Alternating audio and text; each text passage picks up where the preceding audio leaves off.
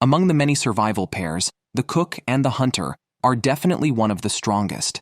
Not only can they find decent food wherever they go, but the rugged mountains of western Sierra Madre in Mexico are rich in wildlife resources.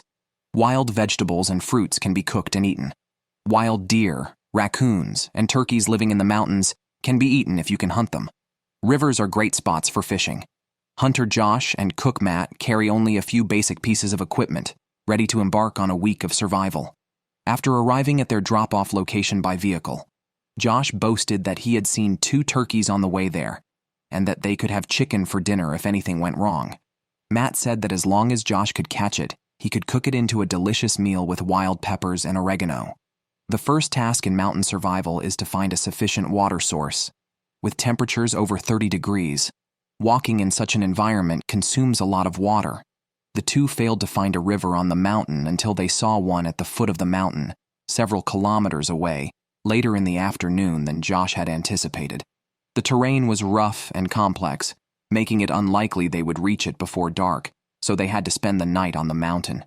Fortunately, while wandering around, Matt discovered a pool of water on a slope 100 meters away.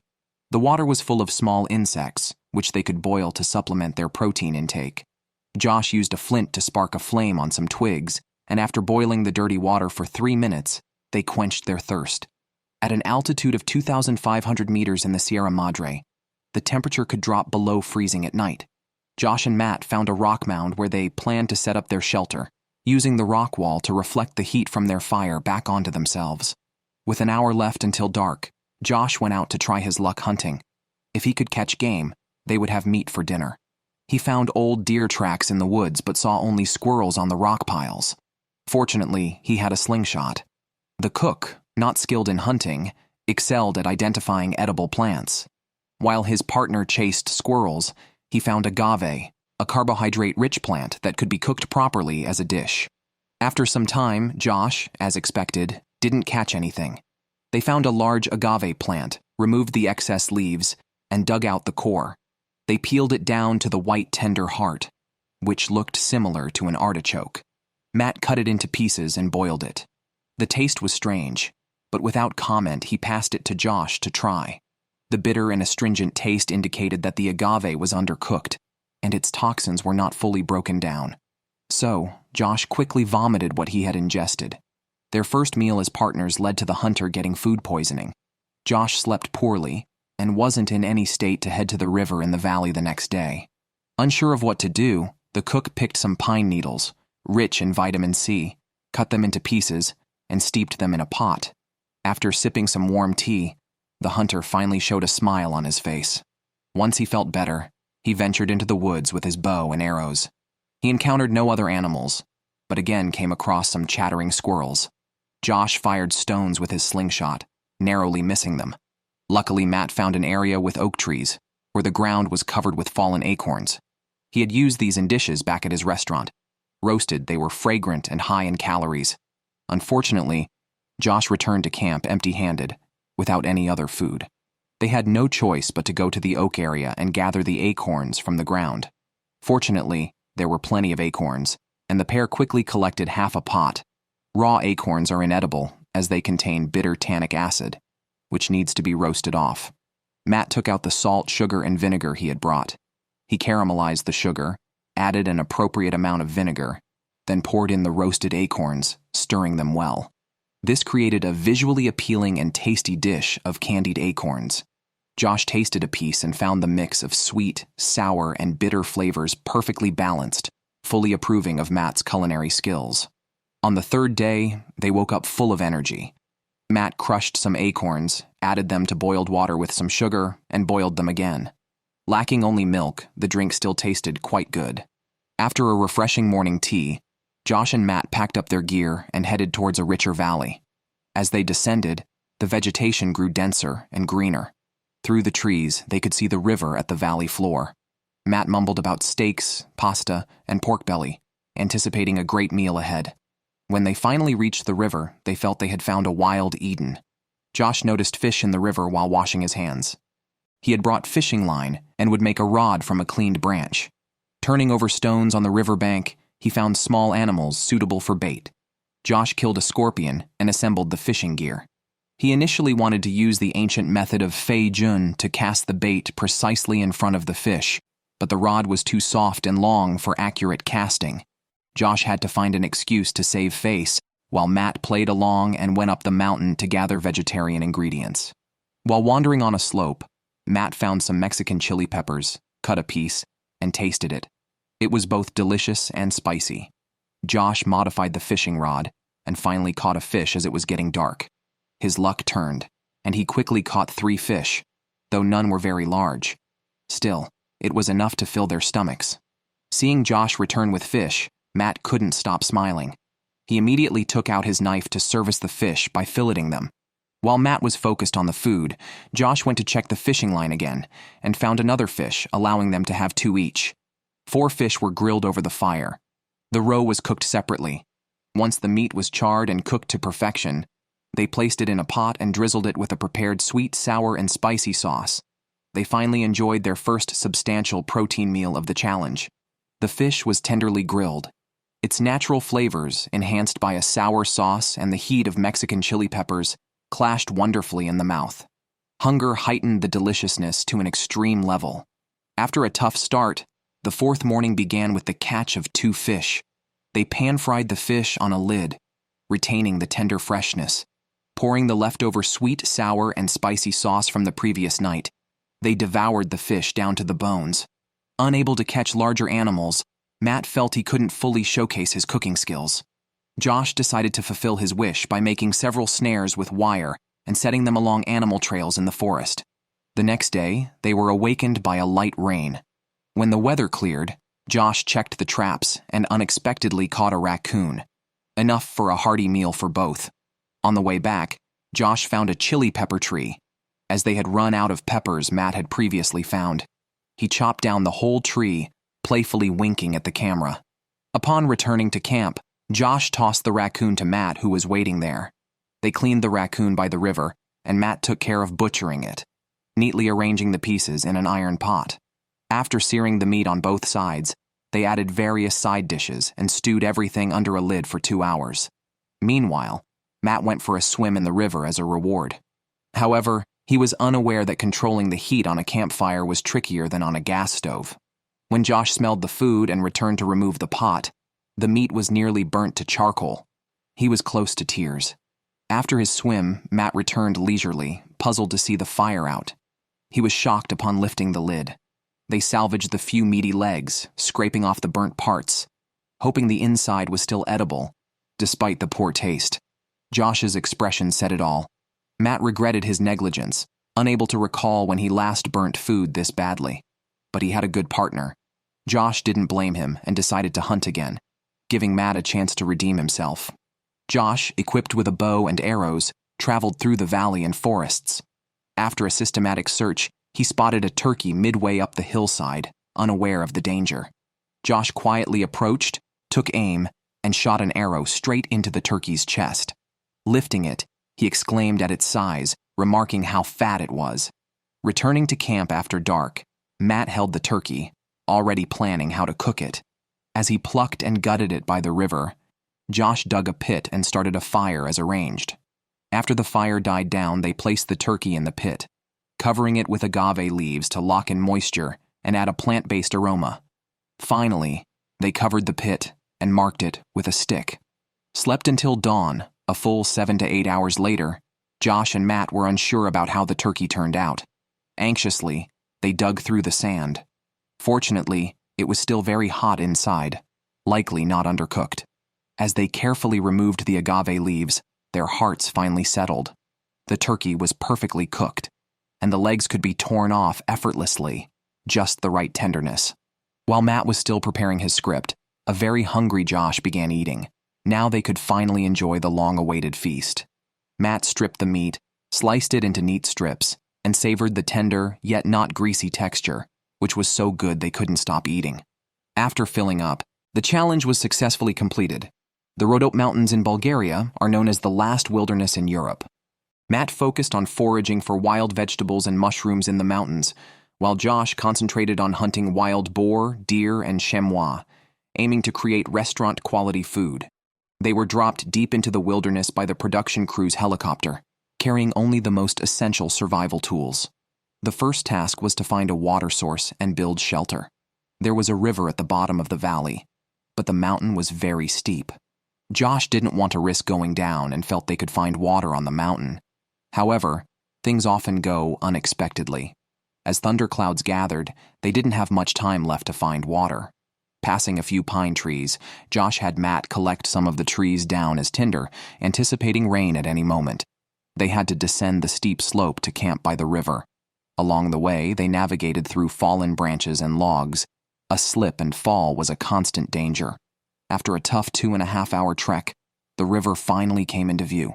They picked a clearing nearby to start building shelter, but the sound of wolves howling nearby froze Matt in place, dampening the previously light and cheerful atmosphere. Soon after, it started raining again. Josh told Matt to rest under the tarp while he took on the rest of the building work using beech and spruce branches to construct a small hut. Once the shelter was completed, the rain also stopped. Matt, carrying an iron pot, went to the river to fetch water while Josh had prepared dry wood. With the help of a flint, starting a fire wasn't too hard. They boiled the river water with beech leaves until it was ready, and a few sips of warm tea somewhat settled them. After a short rest, Josh dressed up to go hunting, staying on the mountaintop until evening. Besides finding some deer hair, he saw nothing else as the intermittent rain kept the animals hidden. The next day, with better weather, Josh left camp early for higher terrain to better spot animals. Matt, not interested in hunting, preferred to forage for wild ingredients to use as food garnishes. The mountain ground appeared covered in weeds and fallen leaves, but with careful observation, one could still find hidden delicacies like the morel mushrooms, which are delicious and require a very specific habitat. Back in Matt's hometown, they sell for 40 pounds per kilogram, yet here he found 3 at once. At the same time, Josh made a significant discovery. After patiently searching, he finally spotted several chamois on the opposite cliff, out of bow and arrow range. He quietly approached the mountain from below, trying to get closer from the side. Josh discarded all potentially noisy equipment, including his shoes. As he neared the chamois at the mountaintop, just as he was positioning himself to draw his bow, the animal turned its head, sensed the danger, and fled down the mountain. The hunter returned empty-handed, as expected. Meanwhile, Matt found some morels and sorrel. During their casual chat, Josh remarked that he could have hit the chamois, but didn't shoot because the angle prevented a lethal shot out of humanitarian considerations. Matt found this insight profound. Just when they thought they'd have to settle for a vegetarian meal today, Matt surprisingly spotted trout in the river. Without fishing line on this wilderness outing, Josh suggested he catch them by hand, massaging under their bellies to grab them unexpectedly. Half coaxed and half encouraged, Matt actually managed to catch one, and soon another, attributing his success perhaps to his chef's dexterity. Energized, he caught 3 in total. Remembering that hunting was Josh's job, he later fried the trout until golden on both sides, sliced the morels for later, and cooked them in a pot with beech leaves, finishing with a sprinkle of sorrel for a delicious protein-rich meal. The trout's firm and tasty flesh, enhanced by the morels and tangy sorrel, was incredibly delicious. During the meal, Matt heavily hinted that mushrooms cooked with other meats would taste even better. Josh just kept his head down and ate silently, his pride already wounded. That night, he couldn't sleep and left at dawn with his bow and arrows, waking Matt from his sweet dreams to tell him he might be gone a long time hunting. Josh wandered the woods, not knowing how much time had passed until he found fresh deer tracks. After yesterday's failed hunt, he decided to wait in the grassland, chewing on nearby roots to pass the time. As rain threatened again, the only animal he saw was a lizard on his quiver. After the rain, he decided to go on the offensive, knowing finding game in the vast forest wouldn't be easy. In stark contrast to Josh's experience, his partner Matt, seeing Josh hadn't returned, put on a raincoat to look for food. He hadn't walked far when he found a nest of quail eggs under a tree. Not taking all, he took 4 or 5 eggs, cooked them with the morels in a cup, and relished their unbeatable taste. Josh, watching from a high clearing, spotted a deer in the forest below. He approached from downwind to avoid alerting the deer with his scent. However, with the deer's vision far superior to humans, After tracking it for 45 minutes, it still escaped. Matt had a fruitful harvest near the camp. After eating scrambled eggs with morels, he dug up plenty of wild onions and intensely flavored thyme, along with starchy burdock, providing a substantial carbohydrate boost. Josh hoped to make a catch at dusk, but sudden dense fog severely limited visibility, and being too far from camp, he had to spend the night outdoors. He chopped down a spruce tree with his machete, carved a groove on one side of the trunk to create stable airflow between two logs for the fire, ensuring the flames lasted long. He shaved thin wood chips for kindling, tore birch bark for tinder, and struck his flint twice to produce a strong flame. Josh spent the night under the stars, extinguished the fire in the morning, and continued hunting, encountering the same issues as the day before, finding animals only to have them escape from afar. Now hungry, tired, and frustrated, he planned to return to camp for food before deciding on the next steps. However, luck turned on his way back, as Josh saw several chamois grazing on a grassland. Using bushes for cover, he successfully maneuvered behind them within shooting range and seized the opportunity to shoot an arrow, hitting one chamois in the spine and swiftly ending its life. Following New Zealand tradition, Josh stuffed grass into the animal's mouth to ensure it wouldn't hunger or thirst in the next life. 4 hours away from camp, he had to spend another night outdoors. To prevent brown bears from stealing the carcass, Josh hung the chamois's body 5 to 6 meters off the ground on a tree branch and slept hundreds of meters away.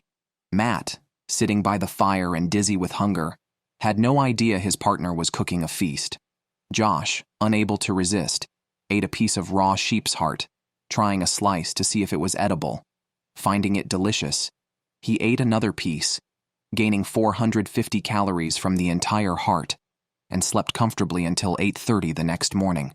He then carried the chamois, eager to return to Matt and regain the respect he felt he had lost. After a morning's trek through the uneven mountain terrain, when Matt appeared, Josh quickly showed the game on his back, allowing both to smile, shake hands, and celebrate. Matt made a spit from branches, tied up the skinned and gutted chamois, and coated its skin with thyme to enhance the flavor. He could already imagine how delightful the meal would be. The entire sheep, still over 30 kilograms, was secured above the fire, its meatier legs closer to the flames, with adjustments made to the spit for even cooking. Meanwhile, Matt made a soup using morels, burdock, and wild onions to accompany the meat. After waiting 2 hours, the entire sheep was crispy on the outside and tender inside, dripping with juice. Josh the hunter enjoyed the best cuts, finding the meat alone incredibly tasty. Dipping it into the delicious, rich soup made it impossible to stop eating, each bite rewarding their taste buds. For the next 2 days, they turned into gourmet vloggers, ending the challenge with 2 sheep legs left. They packed up and left the mountains, bidding their audience goodbye until next time. In this episode, Hunter Josh and Chef Matt arrived at the mangrove swamps of Kalimantan Island. They took a small boat provided by the show's crew and carried only essential tools to survive for 7 days in the wilderness.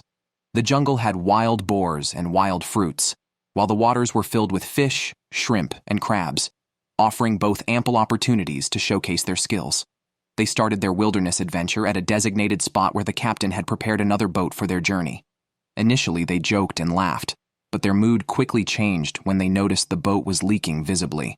They urgently bailed water and found a place to dock. Surrounded by dense vegetation and under the high heat and humidity, there was a risk of heat stroke, but fortunately, a nearby river made it easy to fetch water. Their first priority was to build a shelter as rain seemed imminent. They chopped down several palm trees and removed the leaves. Josh taught Matt how to weave these leaves between bamboo sticks for the roof, while he focused on starting a fire to boil water for drinking. He first tried with dry palm leaves but had no success sparking a fire with his flint. Instead, he looked for alternative tinder, settling on dead branches and using his dagger to scrape off shavings. Unfortunately, the fibers were too coarse to ignite. As Matt nearly completed the shelter, Josh struggled to start the fire, but eventually succeeded with finer shavings from additional branches. In such conditions, they needed to drink at least 3 liters of water daily to stay hydrated. After much effort, they managed to boil and cool the water, but it tasted unexpectedly salty, likely due to seawater mixing in during high tide. They anticipated fresher water returning at low tide later. In the meantime, they endured and prepared to boil more water for storage by cutting more bamboo for containers. While Matt was busy cutting bamboo, Josh went out in the boat to forage. He found several snails by the river, using their meat as bait. He set up all 5 fishing lines, hoping to catch fish for breakfast the next day. In the evening, they boiled another pot of water, which, as expected, was fresh enough to drink. They replenished their water supply and stored enough for the next day. The following morning, Josh went to check the fishing lines. Approaching the river, he saw a lot of water had leaked into the boat. He attempted to flip the boat to pour out the water, but during the process, an iron pot slid off the deck into the river. Josh didn't rush to retrieve it. After he managed to empty the boat, the pot had drifted 100 meters away. By the time he leisurely rowed to find it, the iron pot had completely disappeared. Matt eagerly searched the jungle for ingredients. He saw wild ginger everywhere and thought of digging some up. It could be used both as a spice and for making tea. After tasting a small piece, he exclaimed how delicious it was. Excited, he returned to show Josh his find. However, Josh's response stopped him in his tracks, saying they could make ginger tea if they had a pot. Josh awkwardly explained, then showed Matt the catfish he caught with a fishing line, hoping to cheer him up. But Matt couldn't be happy. Without a pot to boil water or cook food, what would they do in the coming days? Fortunately, Josh had a plan. The jungle was full of bamboo, which could be used as cooking utensils, a technique learned from locals. They would cut a hole in the bamboo, put the cleaned catfish inside, mash the wild ginger, stuff it in to add flavor, and then add water. They would roast it over a fire. Due to the moisture in fresh bamboo, it wouldn't burn easily, allowing the fish to cook thoroughly. Both were eager to taste this new method.